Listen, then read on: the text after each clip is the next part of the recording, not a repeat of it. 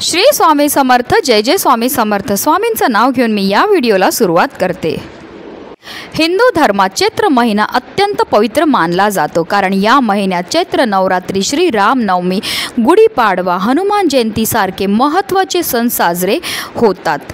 या महिन्यात अमावास्या तिथीलाही विशेष महत्त्व असतं।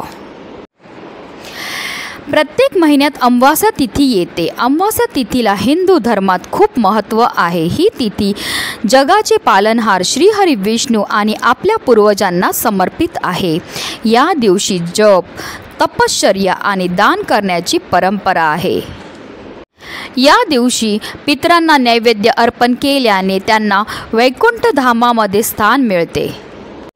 पंचांगानुसार यंदा चैत्र अमावास्या तिथी मंगळवारी म्हणजे 7 मे रोजी सकाळी 11:40 प्रारंभ होईल, तर दुसऱ्या दिवशी म्हणजेच 8 मे रोजी सकाळी 8:51 समाप्त होईल। पण उदय तिथीनुसार यंदा चैत्र अमावास्या ही बुधवारी म्हणजे 8 मे रोजी साजरी केली जाईल। या दिवशी आपल्याला आवर्जून शिवलिंगावर कच्चं दूध त्याचबरोबर गंगाजलने अभिषेक करायचा। हा अभिषेक केल्यामुळे आपल्या कुंडलीमध्ये असणारा प्रखर पितृदोष त्याचबरोबर आपल्याला कालसर्पदोषापासून सुद्धा मुक्तताही मिळत असते आणि आपल्या पितरांच्या आत्म्याला सुद्धा मोक्षाची प्राप्तीही होत असते। या दिवशी स्नान, दान आणि श्रीहरी विष्णूंच्या पूजेला विशेष महत्त्व दिलं जातं। त्याचबरोबर पितरांच्या पूजनाला सुद्धा विशेष महत्त्व दिलं जातं। ह्या दिवशी आपल्याला पूजा तर करायची, सेवा तर करायची, पण काही विशेष उपायसुद्धा करायचे। हे उपाय केल्यामुळे आपल्या आयुष्यामध्ये असणारे सर्व विघ्न, सर्व दोषांपासून आपल्याला मुक्तताही मिळत असते। आणि म्हणूनच आपल्याला चैत्र अमावास्येच्या दिवशी गाईला ही एक वस्तू खायला द्यायची। ही वस्तू खायला दिल्यामुळे आपल्या आयुष्यामध्ये असणारे सर्व अडचणी, पितृदोष, ग्रहदोष, वास्तुदोष, संकटांपासून आपली मुक्तता तर होणारच आहे, पण त्याचबरोबर आपलं 7 पिढ्यांचं दारिद्र्य नष्ट होऊन आपल्या जीवनामध्ये सुख, समृद्धी, ऐश्वर हे कायम टिकून राहणार आहे। अतिशय प्रभावी असा हा उपाय आहे किंवा ह्याला सेवासुद्धा म्हणू शकतो, जी प्रत्येकाने अमावास्येच्या दिवशी करायची आहे। त्याबद्दल सविस्तर आणि महत्त्वाची अशी माहिती मी तुम्हाला या व्हिडिओमध्ये देणार आहे, तर व्हिडिओ पूर्ण पहा। आणि जर तुम्ही माझ्या चॅनलवर नवीन असतील तर चॅनलला सबस्क्राईब करा आणि शेजारी बेल आयकॉन सुद्धा प्रेस करा, जेणेकरून तुम्हाला माझ्या नवनवीन व्हिडिओचं नोटिफिकेशन हे मिळत राहील। अगदी तुमच्यापासून माझ्यापर्यंत प्रत्येकजण खूप मेहनत करतो, खूप कष्ट करतो, जेणेकरून आपल्या जीवनामध्ये सुख समृद्धी नांदेल। पण बऱ्याचदा काय होतं ना, आपल्यामध्ये काही दोष असतात किंवा आपल्या घरामध्ये काही दोष असतात, त्यामुळे सुद्धा आपल्याला कोणत्याही क्षेत्रामध्ये यश हे मिळत नाही। पण मेहनत तर करतो, कष्ट तर करतो, पण आपल्या कष्टाला, आपल्या मेहनतीला, आपल्या नशिबाची साथ मिळत नाही। तर ह्या समस्या का उद्भवतात? तर त्या उद्भवतात आपल्या घरामध्ये असणाऱ्या दोषांमुळे। जर आपल्या घरामध्ये वास्तुदोष असेल, पितृदोष असेल, आपल्याला की आपल्या घराला नजर लागलेली असेल, तरीसुद्धा आपल्या जीवनामध्ये अनेक प्रकारच्या समस्या उद्भवत असतात। समस्या म्हणजे काय? तर आपल्या घरामध्ये वारंवार भांडणं होत असतील, कटकटी होत असतील, कलह होत असतील, आपल्या घरामध्ये वारंवार आजारपण येत असेल, आपली मुलं खूप शिकलेली आहेत पण त्यांना मनासारखी नोकरी मिळत नसेल, किंवा त्यांची लग्न जुळण्यामध्ये समस्या येत असेल, किंवा बऱ्याचदा संतान प्राप्तीमध्ये समस्या येत असेल, नोकरी, व्यवसायामध्ये आपल्याला यश मिळत नसेल, तर अशा विशेष स्थितीला जर आपण काही विशेष उपाय केले तर ह्या सर्व दोषांपासून आपल्याला निश्चितच मुक्तता मिळण्यामध्ये मदतही मिळत असते। आता पितृदोष हा आपल्या कुंडलीमध्ये की आपल्या जीवनामध्ये का उद्भवतो? दरवर्षी येणाऱ्या पितृपक्षात पितरांचे श्राद्ध न केल्याने, श्राद्ध विधीत भाग न घेतल्याने आणि पितरांच्या आत्म्याच्या शांतीसाठी पूजा न केल्याने हा दोष प्रबळ होतो आणि सर्व प्रकारच्या समस्या आपल्या जीवनामध्ये निर्माण होतात। ज्या व्यक्तींचे पूर्वज सुखी नसतात त्यांच्या कुंडलीत हा दोष तयार होतो। असं म्हटलं जातं, अमावास्या तिथीला आपले पूर्वज ह्या भूतलावर येतात आणि ते आपल्याला पाहत असतात की आपण त्यांच्या आत्म्याच्या शांती करता किंवा त्यांच्या मोक्षाकरता आपण कोणत्या सेवा करतायत, दान करतायत, आणि आपले पूर्वज हे गाय, कुत्रा, कावळा ह्या रूपामध्ये ह्या भूतलावर असतात। म्हणूनच आपल्याला अमावास्येच्या दिवशी आवर्जून गाईला ही एक वस्तू खायला द्यायची आहे। ही वस्तू खायला दिल्यामुळे आपले पित्र हे आपल्याला प्रसन्न होतात आणि आपल्याला सुखी संसाराचा आशीर्वाद ते देत असतात।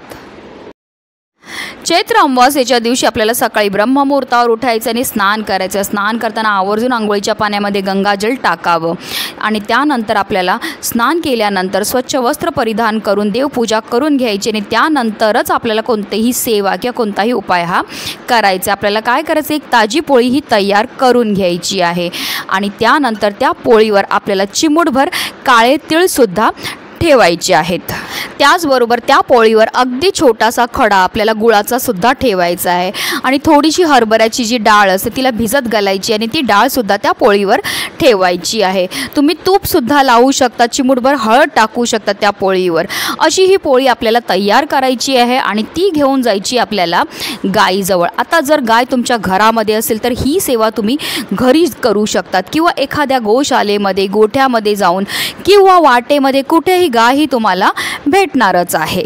हिंदू धर्मामध्ये गाय, गंगा आणि गायत्रीचं अनन्यसाधारण असं महत्त्व आहे। गायीचा जन्म हा समुद्र मंथनातून कामधेनू गायीच्या रूपामध्ये झाला होता। त्याचबरोबर माता लक्ष्मीचा जन्मसुद्धा समुद्र मंथनातूनच झाला होता। म्हणूनच गायीला माता लक्ष्मीचं स्वरूप देखील म्हटलं जातं आणि गायीची सेवा केल्यामुळे आपल्या सर्व मनोकामना तर पूर्ण होतातच होतात, पण त्याचबरोबर आपल्या कुंडलीमध्ये असणारा प्रखरातला प्रखर पितृदोष, वास्तुदोष, ग्रहदोष, सर्व दारिद्र्य, नकारात्मकता दोष नष्ट होऊन आपली चौबाजूने प्रगतीही होत असते।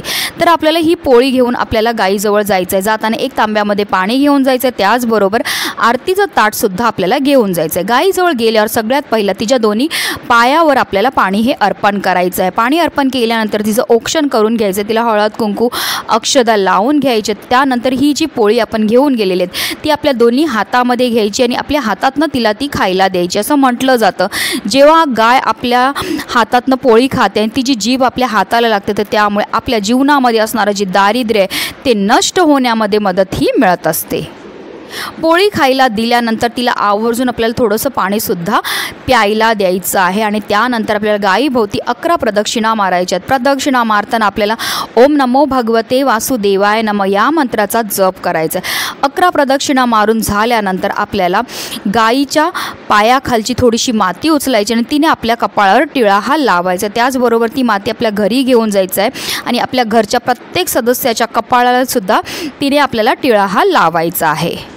कारण जो मनुष्य गायीला हाताचा स्पर्श करून प्रदक्षिणा करतो त्याचबरोबर तिच्या चरणाखालची जी धूळ मस्तकी लावतो त्याला पृथ्वी प्रदक्षिणेचे व सर्व तीर्थांमध्ये स्नान केल्याचे पुण्य हे प्राप्त होतं।